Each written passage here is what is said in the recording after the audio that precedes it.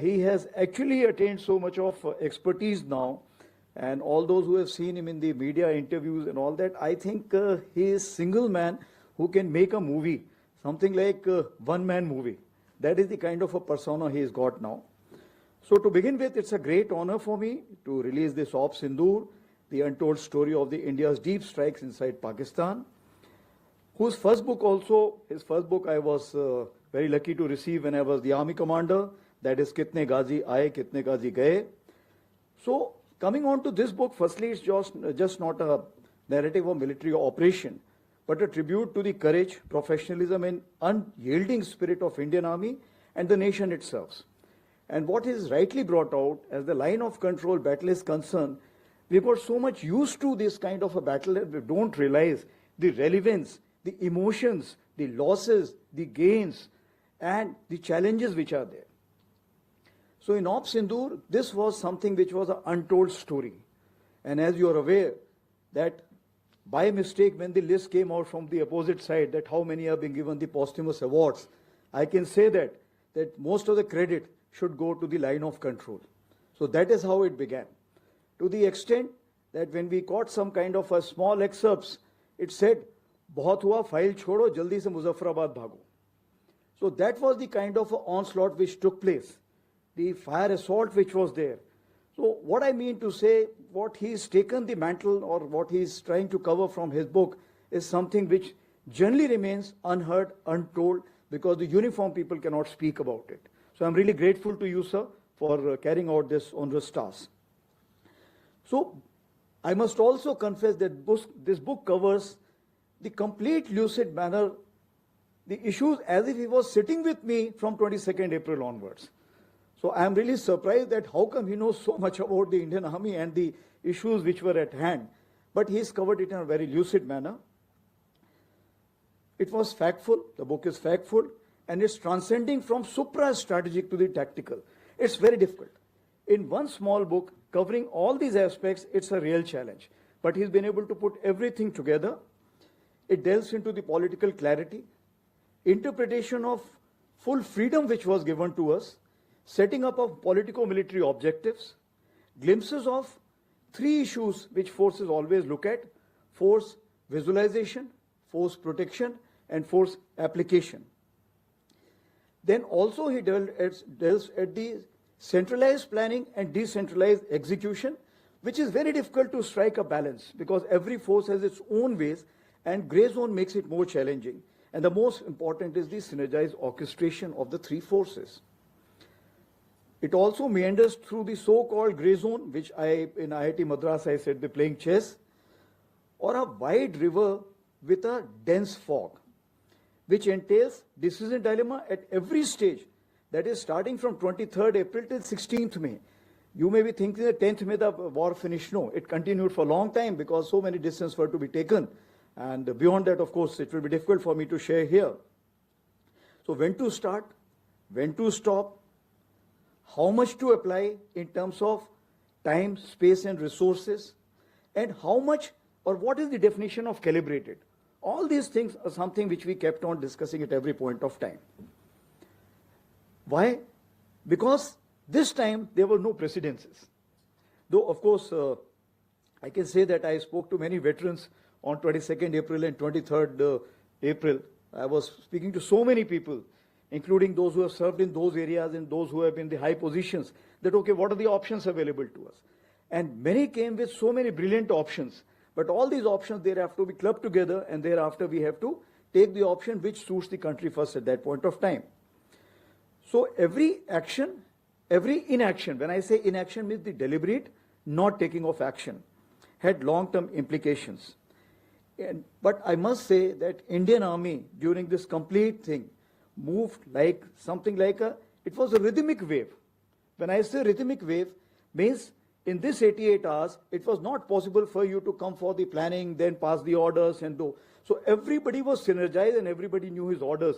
And that's what I have always been saying, that the commanding officer to COAS, that is CO to COAS, must synergize together as far as gray zone is concerned. And I think we could perfect it to a great extent. That is starting from the soldier, starting from the commander till chief, then of course the civil administration, the state administration, the central administration. NCC, civil defense, and of course the industry and academia. So everyone was involved in this complete planning and execution. So now, why this book is relevant? When Op Sindoor has also been covered in the NCERT syllabus, as you are well aware, that from class 1 to 5, they are already having one portion, then class 6 onward, the another portion is also there. So I must say that this book is very, very relevant for following reasons. Firstly, it's foundational in nature. It gives you the basic foundation, and will set the benchmark hereafter.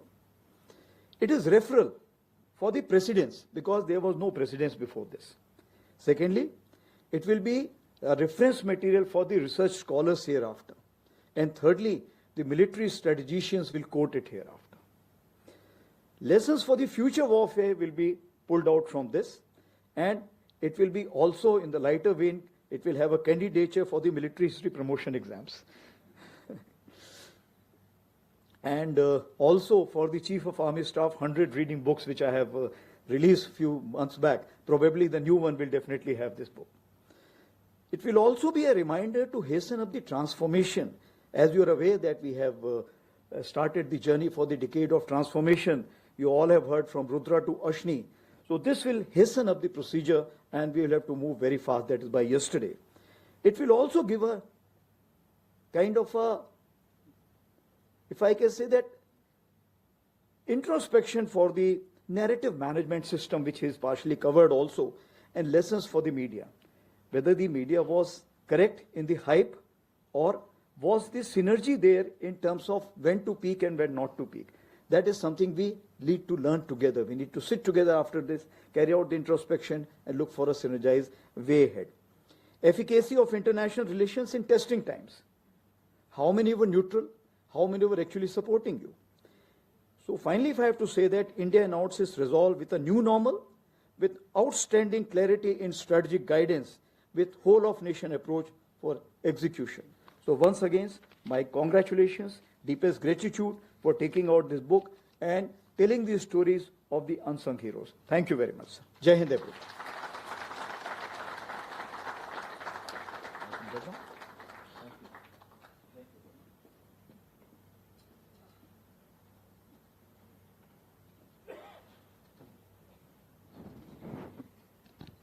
Thank you very much, General Dwivedi, for your words.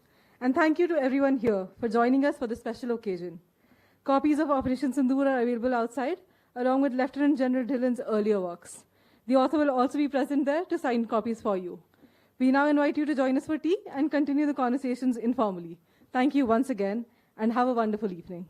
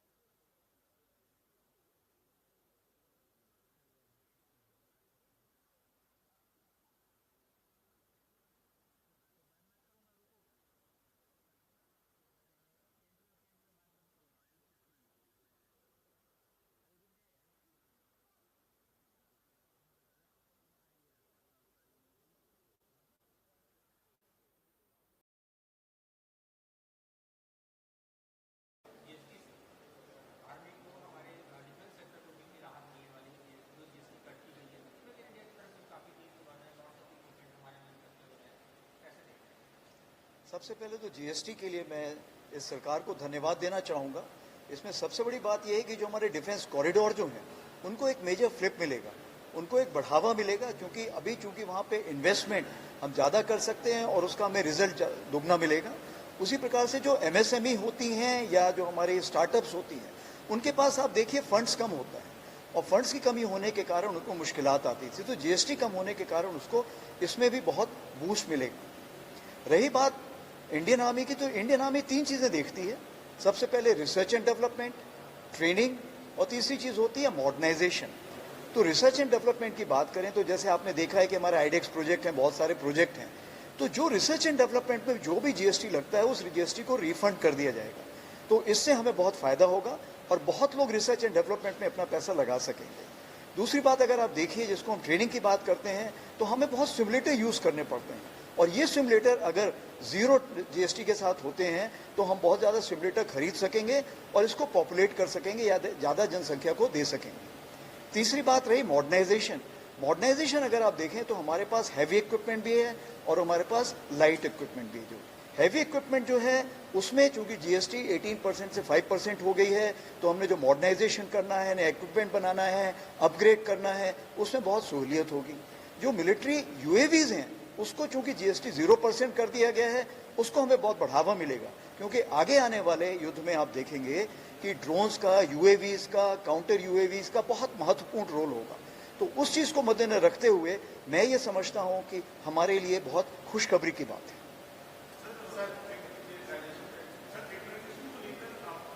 ये थोड़ा आगे आइए, नहीं सुनाई दे रहा।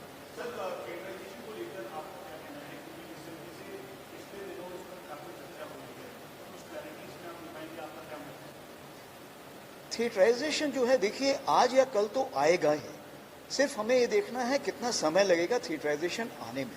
Theatrisation लाने के लिए कुछ स्टेप्स हमको उसके थ्रू गुजरना पड़ता है, जिसमें जॉइंटनेस हो गया, इंटीग्रेशन, काफ़ी चीज़ों को उसके बारे में सोच विचार करना पड़ता है।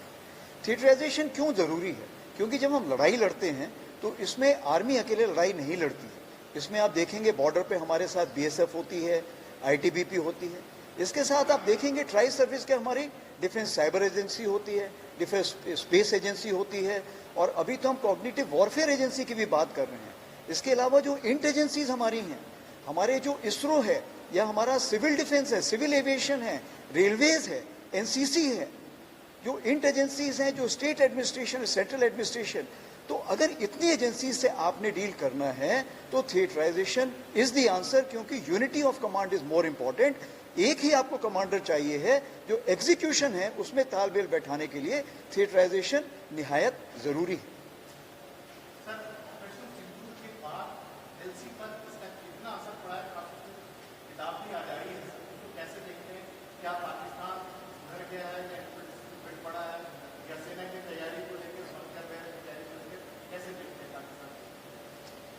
देखिए, जहां तक कि लाइन ऑफ कंट्रोल पे क्या हालात हैं और क्या असर पड़ा है, मेरे ख्याल से ये बहुत ही छोटा वक्त है इस चीज़ के बारे में बातचीत करने का, क्योंकि ऑपरेशन सिंदूर तो अभी कुछ दिन पहले ख़त्म ही हुआ है। इसको हमें लंबे समय के दूरबीन से देखना पड़ेगा। आज की तारीख पे आप देखें क्या स्टेट स्पॉन्सर्ड टेररिज्म ख़त्म हुआ है?